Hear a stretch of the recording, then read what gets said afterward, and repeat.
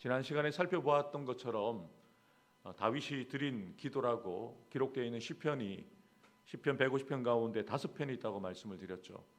특별히 다윗이 하나님 앞에 기도하는 그런 내용들을 다루어서 함께 이 기도를 나누는 이스라엘 백성들이, 또 오늘을 살아가는 저와 여러분들이 어떻게 하나님 앞에 기도를 할 때 우리의 기도가 응답되어지고 하나님의 역사가 있는지를 우리가 다윗의 기도를 통해서 배울 수 있는 것이죠.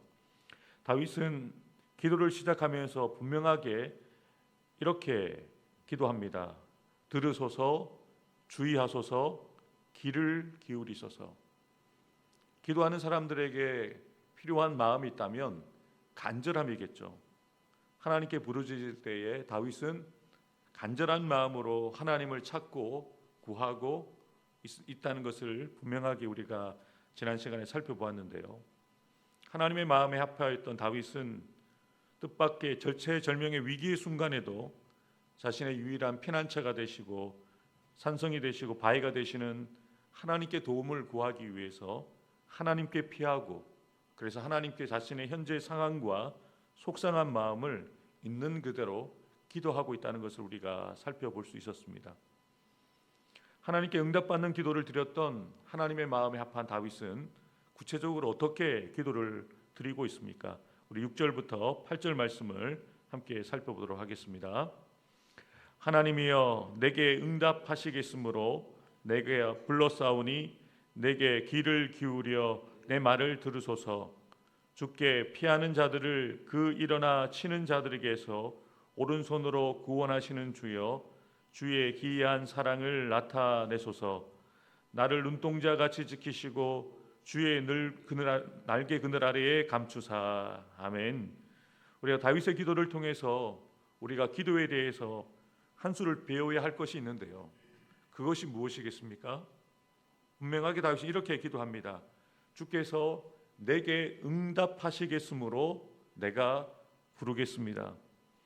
다윗은 하나님께서 자신이 드리는 기도에 반드시 응답하신다는 확신을 가지고 하나님 앞에 나아가서 기도하고 있다는 것이죠. 이런 확신이 있었기에 다윗은 자신이 처한 절박한 상황 가운데서도 다른 사람이나 다른 그 어떤 도움을 구하지 않고 하나님께로만 피하고 하나님께로만 나아갔던 것을 분명하게 우리가 알 수가 있습니다. 다윗이 이러한 확신을 가질 수 있었던 확실한 근거가 무엇입니까? 7절을 주목해서 보십시오. 주께 피하는 자들을 그 일어난 자들에게서 오른손으로 구원하신 주님, 주의 기이한 사랑을 나타내소서. 다윗이 믿고 있는 것이 있는 것이죠. 다윗이 믿는 구석이 무엇이겠습니까? 또한 우리가 믿어야 될 구석이 무엇이겠습니까? 다윗의 확실한 근거는 바로 주의 기이한 사랑입니다. 특별히 주의 기이한 사랑으로 번역되어진 히브리어 단어는 바로 헤세드입니다. 몇 번 여러분들에게 설명을 드렸는데요. 이 헤세드라는 단어는 자비, 인자, 은혜라는 의미를 갖고 있는데, 쉽게 말씀드리면 언약에 근거한 사랑을 말합니다. 신실하신 하나님께서 그 언약을 깨뜨리지 않으시죠. 그 언약을 잊어버리지 않으십니다. 그 언약을 저버리지 않으시죠. 그래서 그 언약에 근거한 사랑을 헤세드라고 하는데요. 다윗은 바로 이 언약적 사랑의 근거에서 하나님께서 자신의 기도를 들어주실 것이라는 확신을 가지고 하나님 앞에 나아가면서 기도하였던 것이죠. 다윗은 지금까지 숱한 위기와 고난과 위험 가운데서도 하나님의 헤세드를 경험하면서 살아왔습니다. 비록 자신이 뜻하지 않았던, 자신이 원하지 않았던 그런 숱한 고난과 위기 가운데 처했음에도 불구하고 다윗은 눈에 보이는 환경들, 자신을 쫓아오는 수많은 대적들을 바라본 것이 아니라 그 이면에 계시는 역사하시는 하나님을 바라보고 또 자신에게 주셨던 다윗의 그 언약을 기억하였던 것이죠. 약속의 말씀 부여잡고 있었기 때문에 흔들리지 않고 그 중심을 굳건히 세워서 하나님 앞에서 서 있었던 것을 우리가 기억할 수가 있습니다. 다윗은 여전히 하나님 앞에 나아갈 수 있었던 그 근거가 바로 하나님의 헤세드, 언약적 사랑이라는 것을 분명하게 고백하고 있는 것이죠. 다윗은 어쩌면 하나님께서 자기를 구원해 주시겠지라는 막연한 생각으로 기도한 것이 아닙니다. 반드시 나의 기도를 들으실 것이다. 반드시 나를 만나 주실 것이다. 반드시 나를 구원해 주실 것이라는 이 확실한 믿음을 가지고 하나님 앞에 나아갔던 것이죠.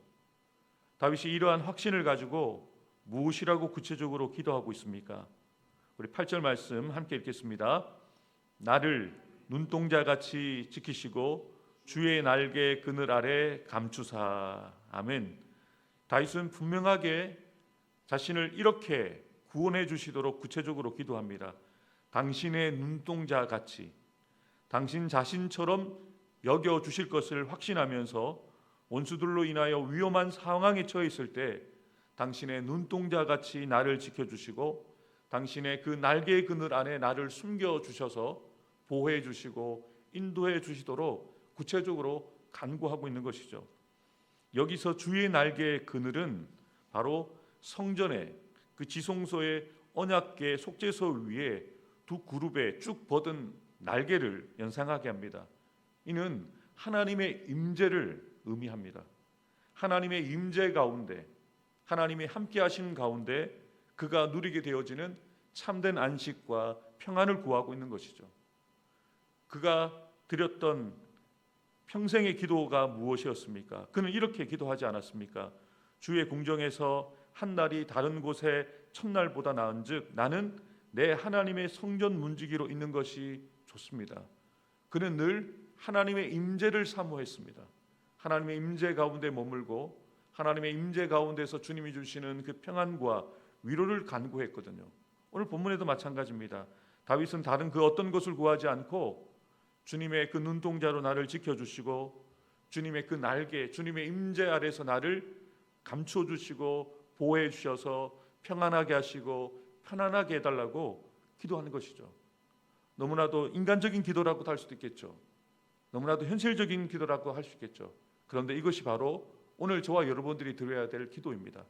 주님의 눈동자같이 우리를 지켜주시고 주의 날개 그늘 아래 저와 여러분들을 감추어주시고 우리의 자녀들을 감추어주시고 우리의 가정과 우리의 일터와 우리의 교회를 감추어주실 때에야 세상에서 경험할 수 없는, 세상이 줄 수 없는 그 평안과 편안함과 위로를, 셈을 얻게 되어진다는 것을 기억하면서 오늘도 이 다윗의 기도를, 말씀의 기도를 말씀으로 드리는 기도로 삼아서 우리가 오늘 이 새벽에 이렇게 기도하기 원합니다.